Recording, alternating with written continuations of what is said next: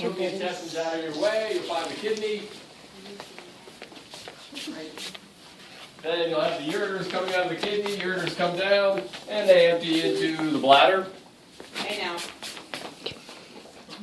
And then draining the bladder is the urethra. So find on the cat. It's like paparazzi or something. I'll hit you. Kidney, ureter, bladder, urethra. Find those on the cat. Most everything else today will be on the models. You got this model of the kidney. I already got them. You got this model of the kidney. Of course, the torso has the kidneys and ureters and bladder on it as well. And make sure I get everything on the list because we'll run through this here real quick. Oops. I was going to get the list and I got guys boobs in my and face. body parts. Oh, Here we go. Here's your list. Hey now. All right. Hey. Did you get me that bucket there too? Right there, that bucket. The first bucket. Closest to me, that bucket. It says eyes. Yeah, well, it's not eyes. It just says eyes. You got your pet cockroach. It wouldn't get off of me. All right, so you got some preserved kidneys for kind of the fine structure. It's all right, I'll hold it up in a minute. Preserved kidneys and these kidneys. Now, on the kidneys, these are sectioned. So what you notice is there an outer layer. It's kind of lighter in color. It's a little bit granular in appearance in both the preserved kidney and in the model. See this area here? That's the cortex. Then this inner layer that's made out of these dark kind of triangular blocks, that's the medulla. So there's two layers, cortex, medulla. That's nothing new. The medulla is made out of these little triangular blocks. So each of these blocks is a renal pyramid. They look like a pyramid. Renal pyramid, renal pyramid, renal pyramid, renal pyramid, right here, here, here, here, here, here, right? Those are renal pyramids. Now, how are you going to know if I want the renal pyramid or the medulla? If I put a pointer here, are you going to call it the medulla or renal pyramid? The pyramid of the medulla. Here, you could do that and you could cover your bases. Or if I want the layer, the medulla, I'll say identify layer. If I want the pyramid, I'll say identify structure. Otherwise, you wouldn't know which. You could call it the pyramid of the medulla and you'd be good to go both ways. So those are the pyramids. Now you'll see bits of cortical tissue dipping between the pyramids, like right here. That cortical tissue that goes between the pyramids is referred to as a renal column. So you got the cortex, the renal columns, you got the renal pyramids. Now the renal pyramids, they have a little pointy end right here, kind of the apex of the pyramid, that bit right there, sticking out. That is the renal papillae. So this part sticking up right here is the renal papillae, right there. The renal papillae, if you look at them on the preserved models, you'll actually see a bunch of little pinholes in them. This is where the urine dribbles out of the kidney as it's processed. And there are little spaces in front of the papillae. See this little space right here? That little space is a minor calyx. So there's a minor calyx there, minor calyx there, minor calyx here, minor calyx here. The minor calyces all flow together into this much bigger space, which is called a major calyx right here, which then drains out this little funnel-shaped bit called the pelvis that drains into the ureter. Goes down to the bladder. So make sure you go minor calyces. And what I'll do, if I want the pyramid, the papillae, say, I'll put the pointer in the very end, and I'll say identify structure. That would be papillae. If I want it in the minor calyx, since they're very close, I'll usually have it in the minor calyx, and I'll say identify, in quotes, space. So if it's a space, I want one of the openings. If it's a structure, I want the part. Let's see. So you got the pyramids, columns, minor calyces, major calyces, pelvis, ureter. Then we have the blood supply. Now, renal arteries and veins, you already know, right? So those are a piece of cake. But if you follow in the renal artery, it splits into smaller arteries. These are called segmental arteries. So here are segmental arteries. If you follow the segmental artery up, there's a smaller branch that goes between the pyramids. See it going up right up here? It's kind of running through the renal column. That's the interlobar arteries and veins going up between the pyramids. Then you see how it arcs around the back of the pyramid here? That's the arcuate artery and vein. So you got renal, segmental, interlobar, arcuate, and then you see these little branches going up into the cortex here. You got two names you could use for those. On your list, I have them listed as interlobular arteries. So you got interlobar, arcuate, interlobular. And now your lab book has changed the name, I think last edition, to cortical radiate artery. So these up here, you can call them interlobular, you got an extra U in there, or cortical radiate arteries. Look over here, it's better magnification. Same thing, here's the interlobar. Here's the arcuate, and here's the interlobular or cortical radiate artery. Got it? Mm-hmm. Okay. So make sure you can identify the blood vessels. Mainly the blood vessels be on the models. On these guys, renal arteries and veins, I usually don't ask anything else on the preserved ones. But on this, you get me a bit of dissecting stuff in one of those things behind you. A dull probe will work. That'll work. So again, you got the pyramid. See these dark colored things here? Pyramids, pyramid, pyramid, pyramid, pyramid. And then you got these little bumps sticking out here. That would be the... Okay, papillae. Renal papillae is a bump. Yeah, then the space in front of it, like right here, that's a minor calyx, minor calyx, minor calyx. And they all flow together in this much bigger space.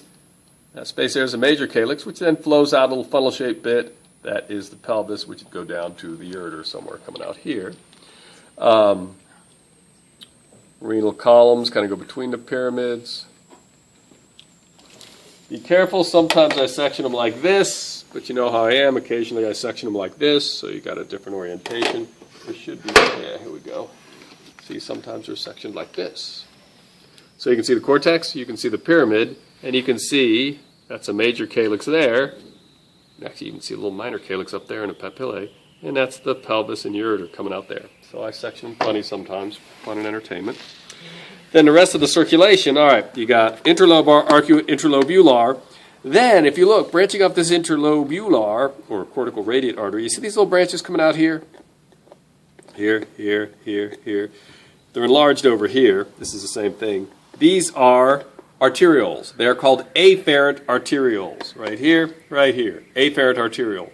If you follow them out, they will go to a little clump of capillaries, which is this red thing right here. That's called the glomerulus. As we'll see a little later in lecture, this is what actually filters material out of the blood. It leaves the blood at this glomerular capillary bed. But then the glomerular capillary bed is weird. You have an arteriole taking blood to the capillary bed. What usually drains a capillary bed? Vein. A venule. That's not the case here. You have an afferent arteriole going into the capillary bed. Then there's an efferent arteriole over here draining it. So that's a little weird. This is the only capillary bed we've looked at where you have an arteriole going in, the afferent, and an arteriole going out, the efferent. The reason for that, as we'll see in lecture, what's a normal blood pressure in most of your capillary beds? Maybe 10 millimeters of mercury? Blood pressure in the glomerular capillaries is 60 millimeters of mercury. That's in part because of this arrangement of arterioles. Most of the resistance is downstream of the capillary bed, not upstream. So you have higher pressures. That's necessary for filtration. So you follow the interlobular or cortical radiate artery. Then you have an afferent arteriole into the glomerulus, then an efferent arteriole, and it will split into another capillary bed, kind of represented here. These are what are called in general the peritubular capillaries. Any of the capillaries that aren't the glomerulus are peritubular capillaries, basically. And you may have some straight capillaries down here in the pyramid. These are called vasa recta. That's also a type of peritubular capillary. That's it for the blood supply. Now, the only other thing we need, and that'll be on the models here, all this stuff shaded in white in here. This is part of the kidney tubule. The actual sort of functional unit of the kidney is called the nephron. And that's what's shaded in white here, is mostly the nephron. The nephron starts out, it's this little spherical ball-like thing. That's what you're seeing right here. This is called the Bowman's capsule. Now what happens, as the blood is passed through the glomerular capillaries, liquid squeezes out and it's going to collect in the lumen of this Bowman's capsule. So this is the first part of the nephron or kidney tubule system. It has two layers. You got this outer layer right here. It's called the parietal layer of the Bowman's capsule. It's this nice smooth outer layer. Then it folds back, and you'll notice here in the glomerulus, you notice how they're showing half of it being red and this half being yellow? That's not really normal. That's for illustrative purposes. The capillaries are exposed here on your right. That's glomerular capillaries. Here they're showing the capillaries, but they're intimately covered with the visceral layer of the Bowman's capsule. This yellow layer of cells, which are actually podocytes, that's the visceral layer of the Bowman's capsule. So this is the space, the capsular space right here. So parietal layer of the Bowman's capsule, then it folds back and wraps around the individual capillaries. That's the visceral layer of the Bowman's capsule. You got that? That makes sense? Okay. So fluid will collect in here, what they call filtrate. That's stuff that's been removed from the blood. And it's going to flow into the next part of the nephron, which is right here, right next to the Bowman's capsule. There's a twisted up tube right here. It's very close to the Bowman's capsule, so they call this the proximal, because it's closest to the Bowman's capsule. Convoluted, because it's all twisted up, tubule. So this is proximal convoluted tubule. Then you may have a very long hairpin loop that goes all the way down to the medulla and all the way back up. This long loop-like structure is called the loop of Henle. Goes down, way back up. And as you follow the loop of Henle up, there's another piece of twisted up tube that's all coiled up, but it's really far away from the Bowman's capsule. So this is a distal convoluted tubule. And then that will drain into this much larger duct, which is called the collecting duct, which often isn't included in a nephron, but it is part of the kidney tube system. So you have one collecting duct, and there will be multiple nephrons going into it. But the filtrate or urine will go into the collecting duct, and it drains down, and the collecting duct just opens up. Here's a renal papillae right here, and so the urine is just going to dribble out here. This would be the minor calyx out here somewhere. So that is a collecting duct. Now on this one, again, same thing. You got the Bowman's capsule, proximal convoluted tubule. What is this green-looking thing here? Juxtaglomerular. No, not yet. No, what's this green-looking tube? You're close. We're getting to that. If you look at how it's oriented, here's a distal convoluted tubule, loop of Henle. Sorry, here's a proximal convoluted tubule, loop of Henle. Notice how the distal convoluted tubule is almost touching the Bowman's capsule again up here? That's what you're looking at here.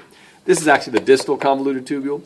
The reason it's on here, as you just said, where the distal convoluted tubule and the afferent and efferent arteriole kind of mix, they touch, they're connected together here. The walls of these sort of connected tubules, the afferent arteriole, efferent, and distal convoluted tubule, that forms a structure called the juxtaglomerular apparatus. Remember we were talking about renin-angiotensin and blood pressure control a little bit that causes aldosterone to be released? This is where renin comes from. This is basically a blood pressure sensor. This is sensing blood pressure in the afferent arteriole. It also measures filtrate that the kidney is producing. But this is used to sense blood pressure. If it gets too low, these cells secrete renin, which causes the formation ultimately of angiotensin II, which causes vasoconstriction, causes aldosterone to be released, which causes you to reabsorb fluid to boost blood volume. So that is the juxtaglomerular apparatus. Let's see, what else on here? You got this one. This is more or less the same thing. You got the pyramids, renal columns, cortex. You got the minor calyx, major calyx, pelvis, all the same blood vessels. What's this little thing right here? What is that? Yeah. We were trying to figure that out earlier. Hilum? Is that what that's No. called? No. Crap. No, it's not that either. Wrong organ. That would be the large intestine. This is a papillae. This is three-dimensional. There's a pyramid coming up from the bottom, and it's, the papillae aren't all going to be in a nice line here. There's some pyramids back here that papillae is going to. So that's actually the papillae and a minor calyx of a pyramid that's kind of back there somewhere. There's another one there. There would have been a papillae here. Pyramid up here. What else? Anything else on that list? Where's the hilum? Oh, same place it is in the lung. Okay. What was a hilum? Hilus? It's from here to here. It's the indentation in an organ where the tubes go in and out. It's one of those questions. I put it on your list. I probably won't ask it because I can't stick a pin here and say, what's this? Because what would you tell me? Pelvis or renal artery. The only way I could ask it, what is this region where all these tubes are going in and out? So it's kind of like mediastinum or hilum in the lung. But that's a hilus, where the tubes go in and out. So you need this model. You need this model. You might look at those big models for the ureters and the kidneys. And you got some sectioned pig kidneys here. There may be some other sectioned pig kidneys. I brought my own because I wasn't sure if you had any. And that's all you need. And this is the last lab for the lab practical. So all you need to know is this one, digestion, respiratory, white blood cells. I think that's it. So next week's lab, what are we doing? You are doing a urinalysis. Oh, that's right. And it's basically an open lab.